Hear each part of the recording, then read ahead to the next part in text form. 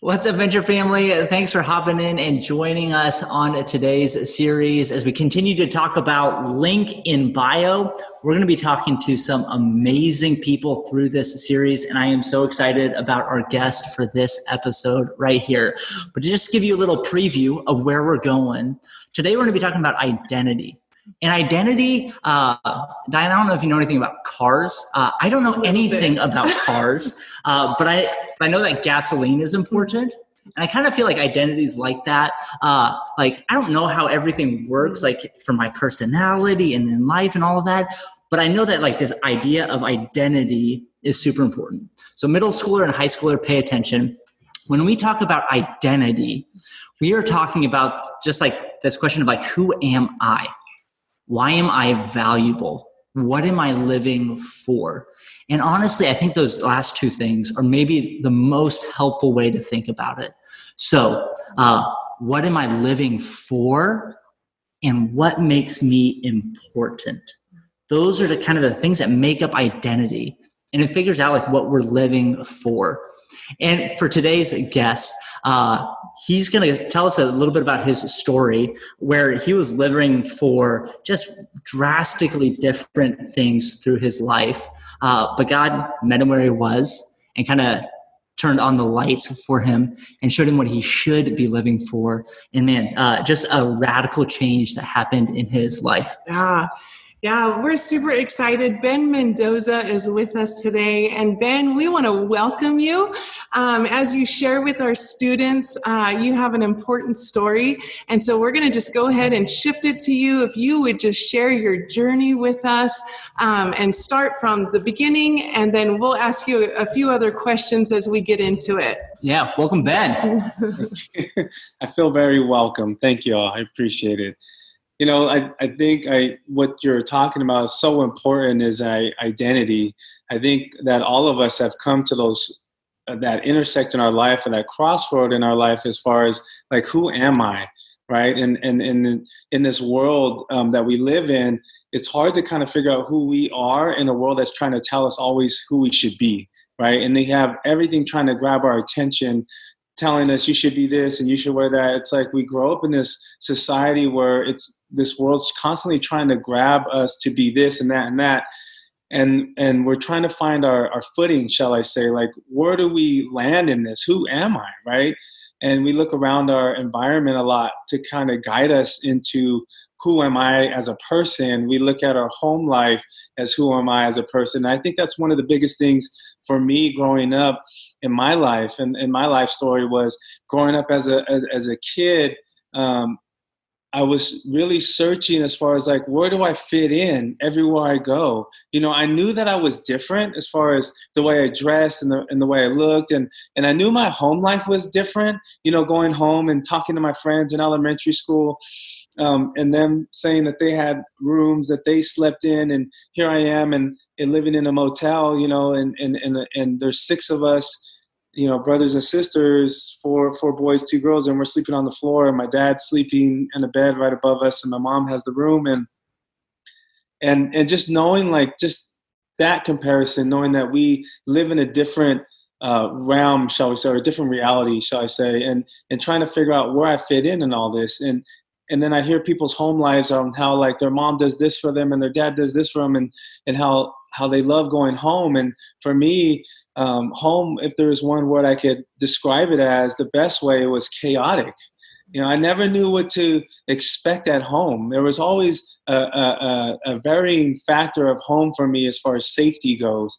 And you always think of home as a place of refuge. I feel like that's one thing that home should always be, is a safe place. Like if there's nowhere else in the world you go, home base or home, shall we say, if you ever play tag, we played tag a lot as kids, and it was always like home base was a safe place. When I think of home, that's what I think. It's like home base. I should feel safe there. I should feel safe to let my guard down.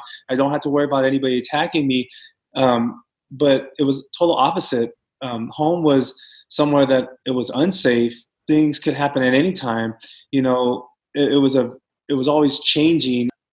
And going home, that's all I saw. My identity was my mom and my dad and the things that they were into and all the stuff that they had going on in their life, the stress and that carried on with me in my life. And that really affected my choices as far as what right and wrong was. It really affected how I approached situations. It was like these glasses. I had this lens that was very distorted on how the world was. So every time a situation came, I always handled it the wrong way based upon what I grew up in, because that's how they handle it, with anger first and not with listening second or maybe even third. So I got into a lot of situations, shall we say, based upon that outlook in my life. So that's how I came into the world, just my identity just really lost and trying to figure out where I fit in, who I fit in with. And it caused me to attach myself to the wrong crowd, shall we say, that wasn't into positive things. And it was always very negative and hurtful, or you were hurting someone in the midst of that. So, and that's what I latched my identity to. God reached down and like showed himself into your life and like kind of started you on a journey towards him. And so from a family of 6 living in a motel room, and then one day God shows up in your life, just yeah, tell us that part of your story when things started to change and like God showed up. Yeah, you know, and it's amazing because you always feel like God's always there looking for us. He's always out there reaching out for us.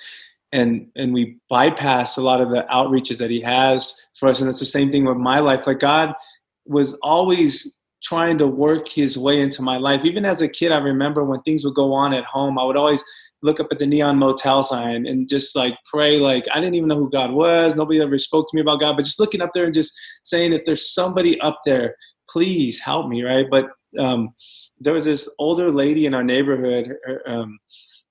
Her name was Mary, and she went to actually Diane Clemens Church, actually a Landmark Missionary Baptist Church, and she lived at the corner of. We actually moved in a house at this time, and she lived at the corner of the house, and she would always walk her white poodle, always down the street. And the neighborhood wasn't always a safe neighborhood, but everybody kind of knew her. So she was okay. Everybody watched out for her. And but she would talk to everybody about Jesus. Nobody really would talk to her, but this lady would always stop and talk to her mom. My mom didn't really listen to anybody because my mom just did whatever she wanted to do.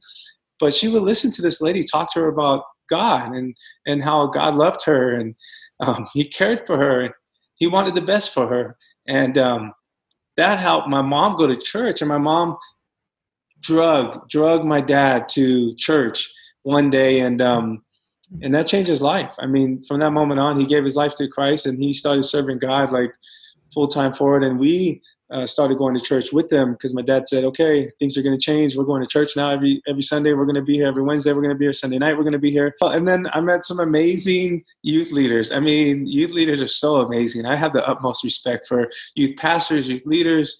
I mean, because that's where I met Diane and Brian and they were there, and everybody. I always call them. We always thought of them as the Barbie and Ken of the youth ministry, because everybody just loved them so much. They were so cool. Everybody wanted to be like them and be around them. They were the coolest people ever. And they entered in our life, and it was just amazing how they just loved us. And I felt for once, the one time in my life, I felt safe. I felt like I found a place where I was safe, and what God was revealing to me that I didn't know it at that time was He was really trying to show me that what love was and what a safe place felt like, and that a place like church it can represent a home for me, and it is a place of refuge, and there are people that I have that will love you, and essentially what He was showing me is that all of us represent a certain characteristic of God. And He was showing me that these people, I'm showing you what my love looks like. I'm showing you what love and acceptance looks like. I'm showing you what you can base your identity in. All this time, since this time you've been looking, where do you fit in? Where do you fit in? And here's a place that I wanted for you to see that this is what it looks like to have an identity of love and care and refuge and a safe place. And that's what He was showing me at 12 years old. I didn't understand all this till later. but at that time, all I knew is that I loved being at church. I loved being there Sunday. I loved being there Sunday night. I loved being there Wednesday, because I just felt that I felt God, first of all, and I didn't know what it was. I just felt this overwhelming sense of security and love. And then it got extended physically through people like Diane and Brian and their parents. And they just physically extended this to me. And it was such a great feeling. I mean, that's when God really first started talking to me in my life and showing me like, hey, there is love. There is acceptance. You have an identity. This is where your identity is. He was trying to show me the foundation of identity and where I belong. So, Ben, you placed your trust in Jesus Christ at 12 years old, and you experienced this love, but you were still with your friends, right? You were still living. Can you take us through that journey of here you have this, new relationship with Jesus, but yet when you were at home, you still had the hard in your home, and then also you were still hanging out with some of the wrong crowd. What happened during that time?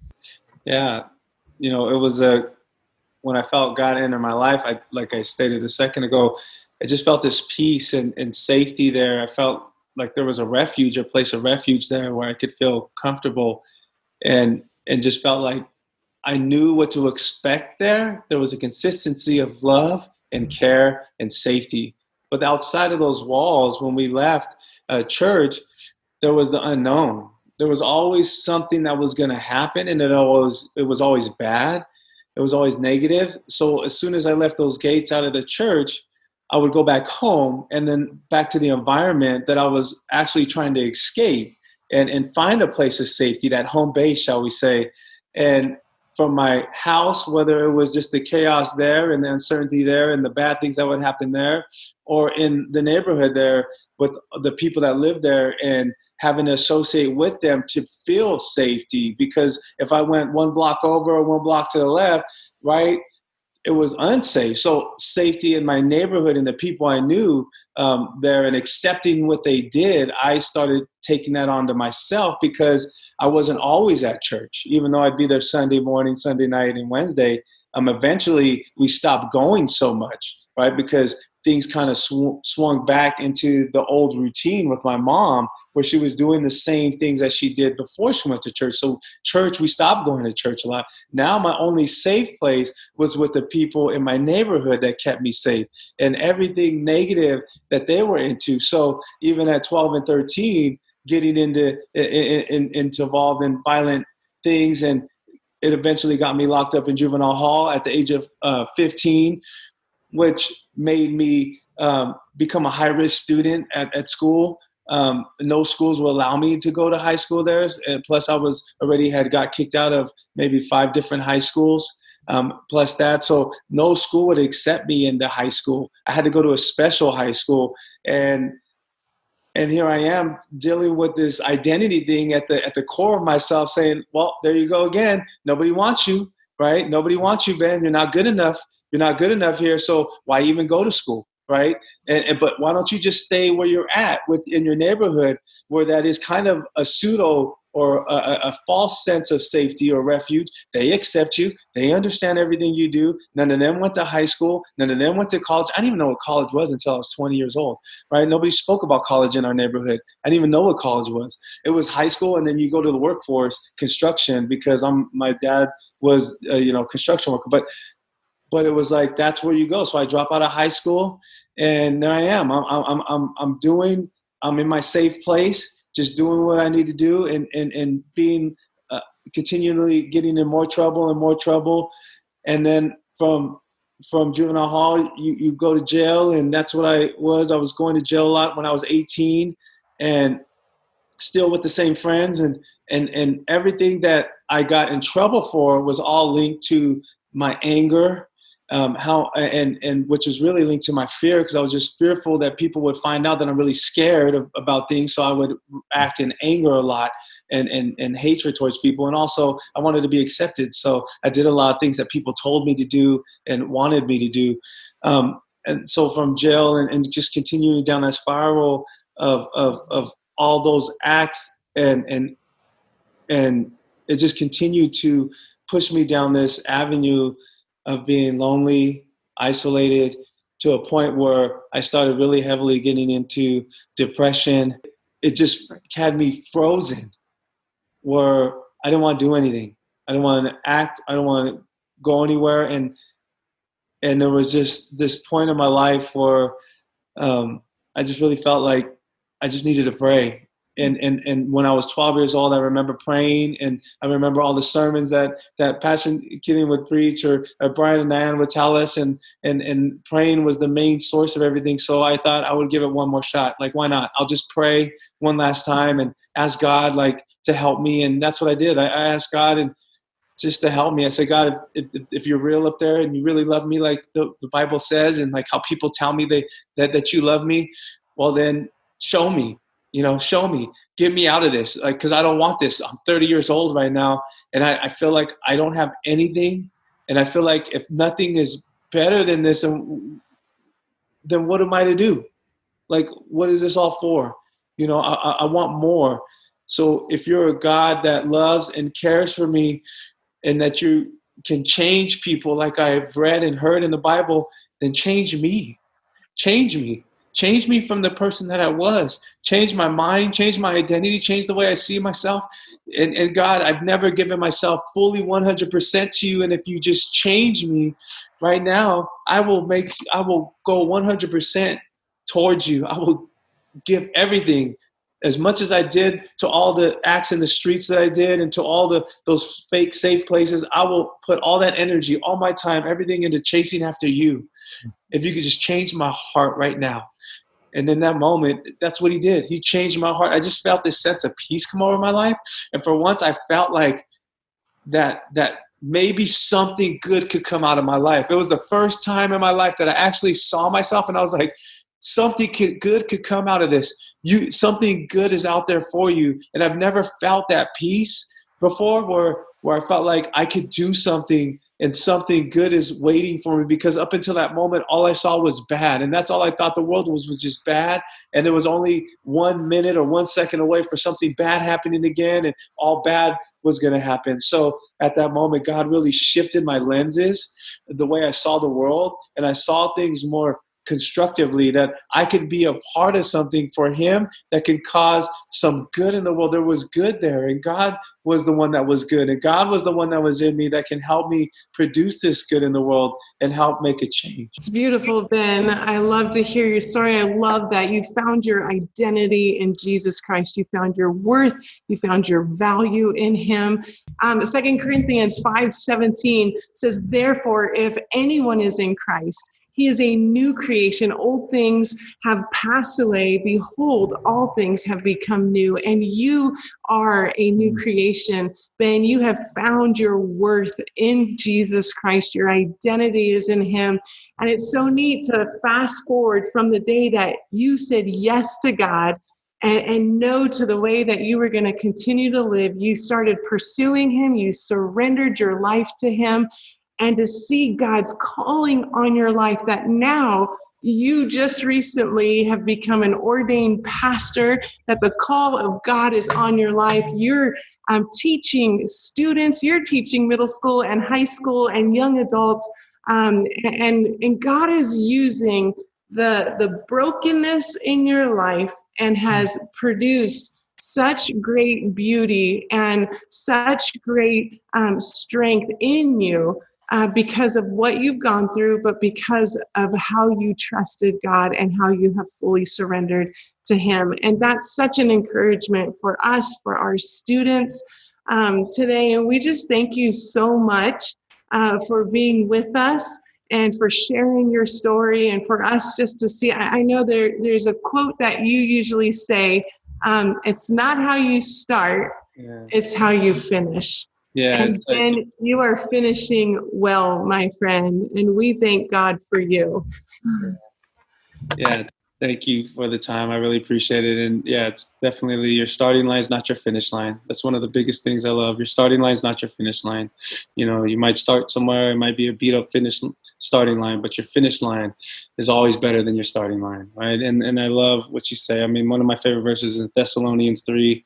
and it's in verse 3, but it says, "The Lord is faithful, and he will strengthen you and protect you from the evil one." And I think that's what the story is about, especially my personal story is one of God's faithfulness, that he implemented something in my life a long time ago, and he was always there. The Bible says that he's always faithful, right? He never loses his faithfulness in him or even in us. And he has us, we have us inside, he's inside of us. So he's always faithful to himself. And so my story and the end story, and it's still going, is just a product of his faithfulness in all of us. And that's every one of us. We all have a story, and he's faithful to all our stories. And if we just open up to him and allow him to be at the center of our life and everything, in our sadness and our anger and our depressed moments in our life and all those things that we face in our anxiety, he will strengthen every single one of us and protect us from the evil one that's out there, and just the bad things that can happen to us in the way we see ourselves. And I think that's the biggest thing, is that God just gave me a different viewpoint of my life. And every morning just praying, God, help me see me the way you see me. I think that was one of the biggest prayers that really helped me in my life, is God, help me see me the way that you see me. And then teach me the love, the kindness, and the patience, and the strength. Give me the strength to help see that vision come to fruition in my life. And every day, that's always my prayer, every morning. Always. Just a couple of things that from your story that I really appreciated was you talking about the faithfulness of God. And we started this thing off talking about identity. Who are you? What makes you valuable? What are you living for? And God's faithful in that when we just decide like, hey, instead of trying to pursue my own identity, finding my own value, and like figuring this all out by myself, and like the anger and the frustration that leads to, when we come to God and just say, God, like, I know that you do this. In fact, like, you have to do it because I can't do it. What we realize is that our identity is a beloved child of God, and that like we have a purpose to live for him. You know, as like God's called you into the ministry and you get to experience the fruit of that. I want every middle schooler and high schooler to know that God is faithful. That even right now, he's inviting you that to trust in him. Don't try to do things. Don't try to find your identity on your own. Trust him for those things. Let him show you you're loved. You have something to live for. That's but right. Then before we go, I have one more thing. Ben, you got choked up 2 times. You got choked up when and honestly, I thought this was beautiful. You got choked up when you talked about Mary walking down your street, talking to your mom, because she showed the love of Jesus to your mom and then invited you to come to church. Yeah. And then you got choked up when you talked about Diane and Brian and how they invested your life at church. And so the second invitation that I want to give to our middle school and high school students is maybe for you, like your identity is in Jesus, but you need the encouragement to show that love to somebody else. Maybe you need the invitation to be like Mary, walking down, talking to people, maybe that you don't know, that are uncomfortable with. Maybe you need to be like the Diane and Brian of the Missionary Baptist Church, just like intentionally showing other people this is a place to be loved, this is a place to be safe. And so I just wanted to give an old school invitation to find your identity in Jesus and to show the love of Jesus to others. And Ben, honestly, we could go on for forever, but we appreciate so much the time that you've shared with us and sharing your story today. Thank you. Yeah, thank you so much, Ben.